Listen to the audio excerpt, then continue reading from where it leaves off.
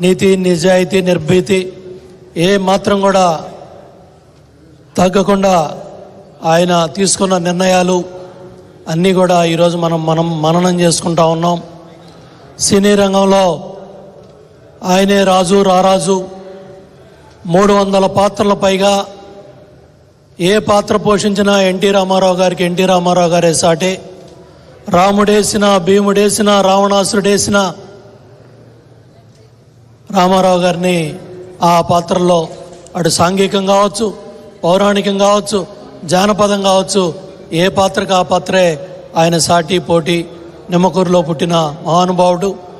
దేశ రాజకీయాల్లో, రాష్ట్ర రాజకీయాల్లో మరి 1982 మార్చి 29న పార్టీని స్థాపిస్తే 60 ఏళ్ల వయసులో ఆనాడు చైతన్య రథం మీద 35,000 కిలోమీటర్లో రాష్ట్రం ఆంధ్ర, తెలంగాణ, రాయలసీమలో ఆయన తిరిగిన విధానం, కుమారులు వివాహం జరుగుతున్నా కూడా ప్రచార కార్యక్రమానికి, పార్టీకి అంకితభావంగా అభ్యర్థులను గెలిపించాలని ఆ మహానుభావుడు తీసుకున్న నిర్ణయాలు, ఆయన చేసిన కార్యక్రమాలన్నీ కూడా నభూతో నభవిష్యత్.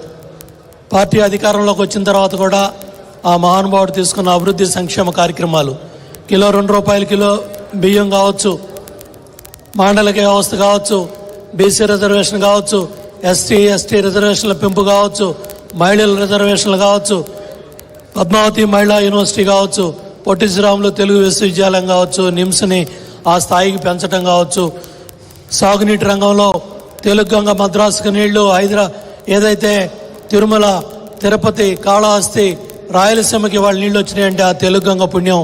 అందరినివా, గాలేరి నగరి, అటు తెలంగాణలో నిజాం సాగర్, రకరకాల ప్రాజెక్టులు, అభివృద్ధి కార్యక్రమాలు ఎన్నో ఆ మహానుభావుడు చేసిన కార్యక్రమాలన్నీ కూడా మనం తలుచుకుంటే, మరి 8 సంవత్సరాల పైగా ముఖ్యమంత్రిగా ఆయన తీసుకున్న నిర్ణయాలన్నీ కూడా, ఆయన ప్రవేశపెట్టిన సంక్షేమ కార్యక్రమాలే ఇవాళ అన్ని రాజకీయ పార్టీలు కూడా వాటిని అనుసరిస్తూ ఉన్నాయి.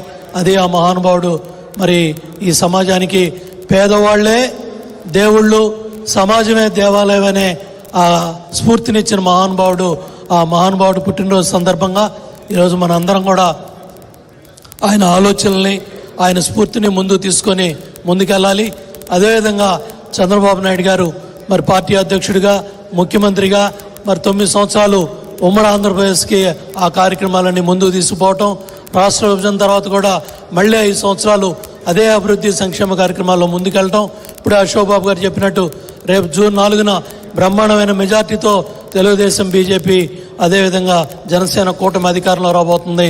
మళ్ళీ చంద్రబాబు గారి నాయకత్వంలో ఏదైతే ఎన్టీ రామారావు గారు ఏదైతే చేసిన అభివృద్ధి సంక్షేమ కార్యక్రమాల్ని బ్రహ్మాండంగా ముందుకు తీసుకెళ్ళడానికి మనందరం కూడా పునరంకితం అవ్వాలని, ఆ మహానుభావుడి జీవిత చరిత్రని మనం ప్రతి ఒక్కళ్ళు కూడా మననం చేసుకుంటూ ఆయన అడుగుజాడల్లో ముందుకెళ్లాలని, ఆయన స్ఫూర్తిని కొనసాగించాలని మరి ప్రతి ఒక్కళ్ళు కూడా ధన్యవాదాలు తెలియజేసుకుంటూ సెలవు తీసుకున్నాను. జై హింద్, జై జన.